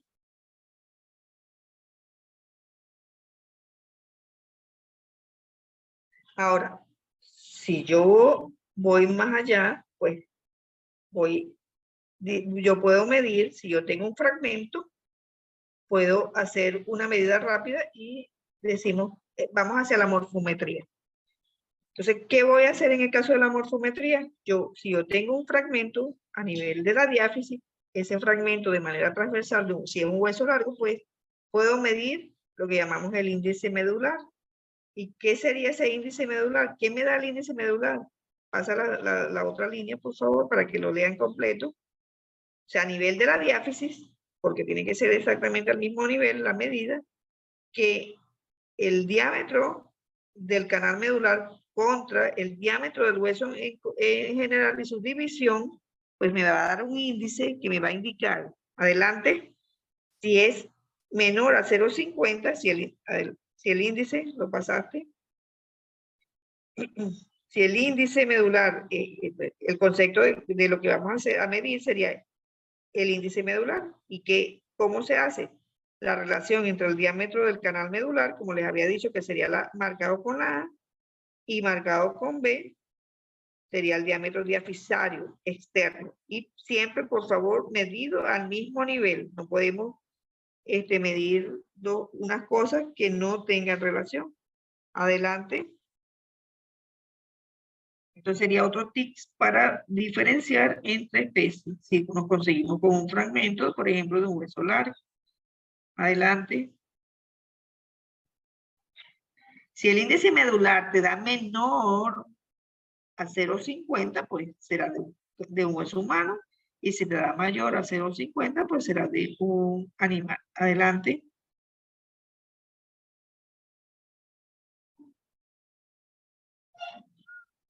Aquí lo vemos nuevamente. Cuando el valor obtenido se encuentra entre 0,45 y 0,48, pues te corresponde a un fragmento humano. Y si supera los 0,50, pues sería de un animal.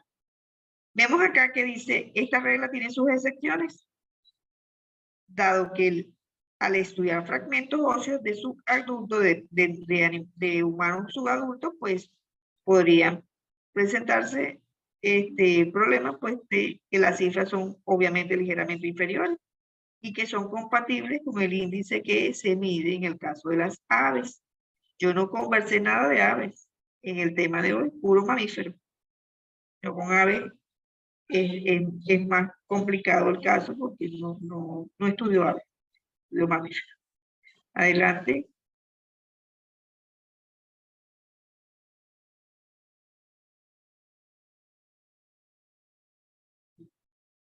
Adelante.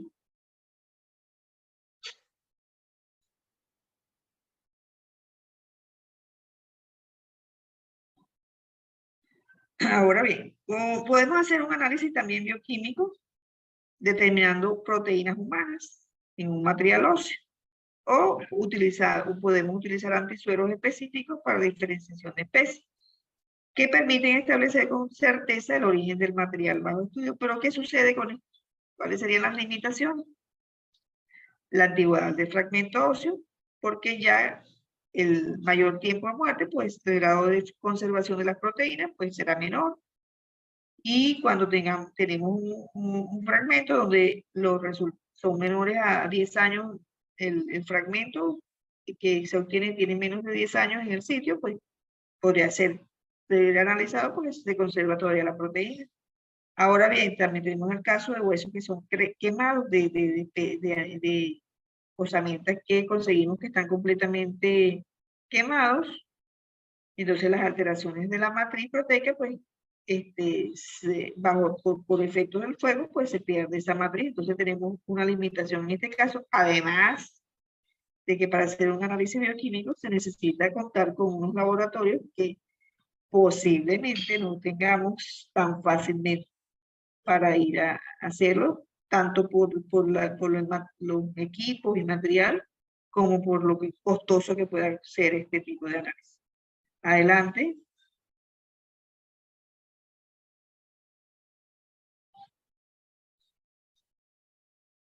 Ajá. Aquí tenemos también que podemos hacer una evaluación microscópica, determinando las características morfológicas del hueso desde el punto de vista histológico. ¿Cuál sería un diagnóstico diferencial entre, así para decirlo a grosso modo, humanos y animales? ¿Cómo se disponen los canales de Haber? ¿Cuál sería el diámetro de un canal de Haber? ¿Cuántos canales de Haber existen? O las ostionas, medir las ostionas, todo esto, ¿verdad? Entonces sería importante hacer un estudio microscópico y también es bien importante el tipo de hueso. Si conseguimos un animal, en caso de un hueso plexiforme, por la presencia de gran cantidad de fibras colágenas, pues se trata de un hueso plexiforme que se conduce a ser al hueso de un animal, y si no es plexiforme, pues sería de un humano. Hay múltiples variantes en cuanto a este tipo de huesos en casos animales, pues es solamente, como dicen, diferenciar entre si es animal o no, si es humano o animal. Pero en el área de que yo me estaba incursionando, mi doctorado, pues sería la diferenciación de la histomorfometría o la histomorfometría, medir los canales de Haber, medir las ostiones en huesos de diferentes mamíferos, de diferentes familias, de diferentes órdenes de mamíferos. Adelante.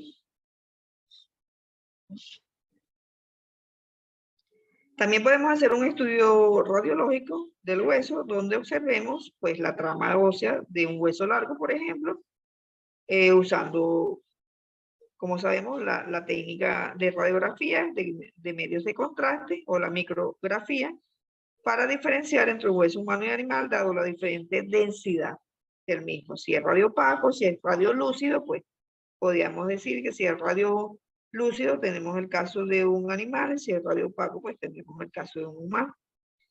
La determinación de especie, obviamente por medio del ADN. Esto sería lo ideal. Extracción de ADN mitocondrial de un hueso, y por lo tanto tendríamos como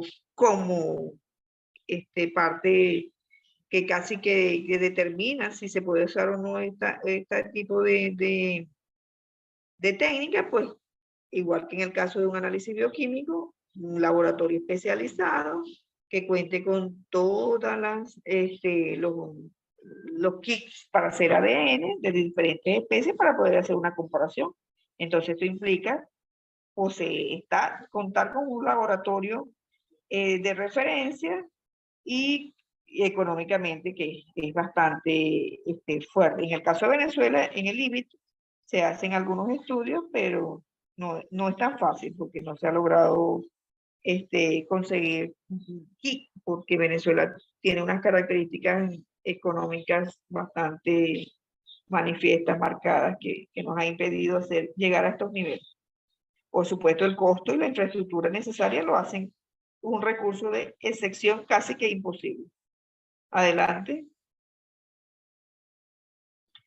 Otro aspecto bien importante, podríamos utilizar el sonido. Si nosotros tenemos un hueso y lo hacemos, lo dejamos caer o de repente lo golpeamos contra otro elemento, otro instrumento, pues el sonido y el peso de eso puede darme a mí una referencia si se trata de un animal, de un hueso de un animal o de un hueso de humano. Sabemos que el hueso de los animales es más compacto, lo que determina, por supuesto, que en igual volumen el peso será mayor en el caso humano, y el sonido que emite será bastante maso, bastante, como decir, un poco sonoro. En el caso de los animales, pues no tiene, por ser un hueso compacto, pues no resonaría completamente.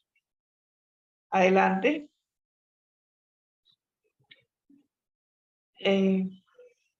aquí vemos una parte importante que yo les venía conversando, que en anatomía comparada, pues el término de homología se define como estructuras idénticas que tienen un mismo origen, pero que no necesariamente tienen la misma función. ¿Cuál sería el ejemplo de este caso? El caso de los miembros y las alas. Miembros en los mamíferos, por ejemplo, las alas de las aves. Sabemos que los huesos que tienen presentes, escápula, húmero, radio y ulna, los tienen completas, pues tienen el mismo origen, pero no la misma función, porque en las aves vuelan, las que tienen capacidad de vuelo, y en los miembros se utilizan para el andar, pues, caminar o correr. En el caso del concepto de un órgano análogo, pues es un órgano que tiene diferentes orígenes, pero que cumplen una misma función. Este es el ejemplo clásico, pues las alas de las aves o alas de los murciélagos con las alas de los insectos tienen las mismas funciones, porque sirven para el vuelo, pero las alas de los insectos no tienen las mismas estructuras que presentan, por ejemplo, un ala de un murciélago o un ala de un ave. Adelante. En este caso decimos que si hay, normalmente yo les hablaba de un patrón corporal, todo debe cumplirse como un patrón, que lo que cambia el patrón es el aumento de los tamaños obviamente por el tamaño de un cuerpo, de una especie determinada, y que a eso lo llamamos un patrón, lo que es normal. Si se pasa del 50% de que se presente de esa manera, pues es un patrón. Pero si se desvía de ese patrón, pues entonces estamos ante la presencia de lo que llamamos una variación morfológica. Cuando ya esa variación morfológica se desvía del modelo normal, donde se altera su función, donde se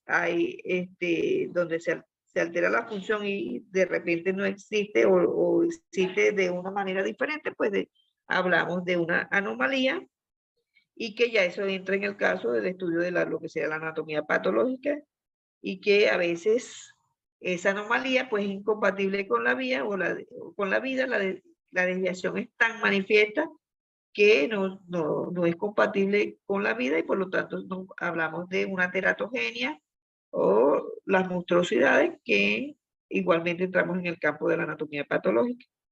Adelante. Se ven muchos casos de, ¿cómo se llama? De casos de patologías óseas, muchísimo. Ya sabemos, yo siempre le digo a los estudiantes que los huesos hablan. Todo lo que sucedió en la vida de un individuo, pues sea animal o sea humano, en los huesos se manifiestan. Entonces, los huesos sí hablan. Así pasen miles y millones de años. Incluso los fósiles te dan cómo fue la vida de ese individuo. Aquí vemos un poquito de que dice, fragmentos óseos infantiles son frecuentemente confundidos con las costillas de aves o de pequeños animales domésticos. También tenemos que cuando la fragmentación de un hueso es de una magnitud bastante manifiesta, pues no hay rasgos anatómicos que sean destacables, se debe necesariamente emplear otros métodos de investigación que permitan establecer si los mismos son humanos o no. Adelante. Y como conclusión, pues, si bien la diferenciación entre restos óseos animales y humanos resulta un diagnóstico sencillo, cuando nos encontramos con un esqueleto de adulto completo, no ocurre lo mismo con huesos que sean fragmentados, quemados o que sean de humanos subadultos. Es por ello que la aplicación de una adecuada metodología de estudio, como la presentada pues, en este momento con el estudio de la anatomía comparada, pues permitirá establecer el diagnóstico de certeza que una pericia judicial requiere. Adelante. Muchísimas gracias. Buenas noches. Cualquier duda, estoy en este momento para aclararles.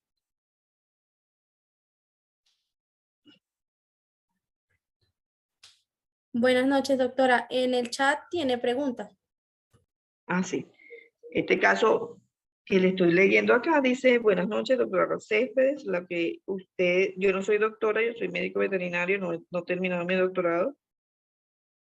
Yo soy médico veterinario Raquel Céspedes, especialista en morfología y anatomía, porque doy clase en anatomía humana, animal, perdón, en veterinaria. Dice: doctora Céspedes, lo que usted dice es cierto, sobre todo en casos de grandes catástrofes o accidentes trágicos. Tenemos el ejemplo del caso de la doctora Raiza Ruiz. Claro que sí, ese caso es muy nombrado. Cumplió 40 años ese caso. Raiza Ruiz es una médico de la Universidad Central de Venezuela que cuando iba para el estado Bolívar a hacer imagino que su rural por allá, o iba a hacer a su trabajo por allá como médico, pues la avioneta en la que iban se cayó. Ella iba acompañada por otro médico, otra persona. Ella iba, entonces, bueno, se cae la avioneta, se está completamente calcinado, todo incinerado, se quemó la avioneta, se quemaron los restos de esas personas supuestamente. ¿Qué pasó con Raiza Ruiz? Raiza Ruiz salió viva del accidente, pero ella se alejó del sitio del suceso y caminó por muchos días, las larvas la contaminaron, ¿verdad? Pero tuvo la suerte de conseguirse, creo que con unos indígenas de esa área, y la salvaron, la ayudaron, tal y cuestión. Pero, mientras tanto, Raiza Ruiz había muerto para el resto de la humanidad, porque en el momento que consiguen la avioneta, consiguen los restos de los compañeros de ella y a otros restos, y la dan, como ella es una persona de pequeño tamaño, pues la dieron por muerta también porque consiguieron unos restos calcinados. Hasta ahí llegó Raiza Ruiz. Raiza Ruiz después aparece y todavía 40 años después Raiza Ruiz sigue muerta, aunque está viva, porque no han podido, no, desde el punto de vista judicial es muy difícil, una vez que declaran a una persona muerta, darle otra vez la vida desde el punto de vista legal.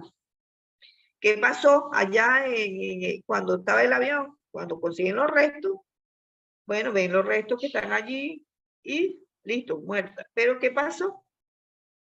Cuando aparece ella viva, van y estudian los huesitos que consiguieron y eran restos de unas especies que se consumen en esas áreas, que son especies silvestres de lapas, ¿verdad? O chigüires, o báquiros, y como estaban calcinados, se le hizo completamente difícil identificarlo en el momento. Entonces, ahora bien, esta señora todavía, como dice aquí el compañero, se creía muerta y las osamentas se encontraron, confundieron con restos óseos humanos. Y es lo que podría denominarse como un fraude forense, claro, porque ¿qué sucedió en eso? A la ligera dieron por muerta a esta señora porque se confundieron con unos huesos que habían allí, que eran de animales. Entonces, vean la importancia que tiene el conocimiento. Como yo les di a ustedes, el conocimiento de los huesos de los diferentes animales, y no solamente animales, si es que en el área donde estaban es un área selvática, donde hay animales silvestres, que hay animales endémicos en esa área, lo más lógico pues era pensar, o nosotros tenemos que indagar qué tipo, como yo les decía a ustedes, dependiendo del contexto donde esté ubicado el hallazgo, tenemos que investigar qué tenemos alrededor, estudiar su fauna doméstica,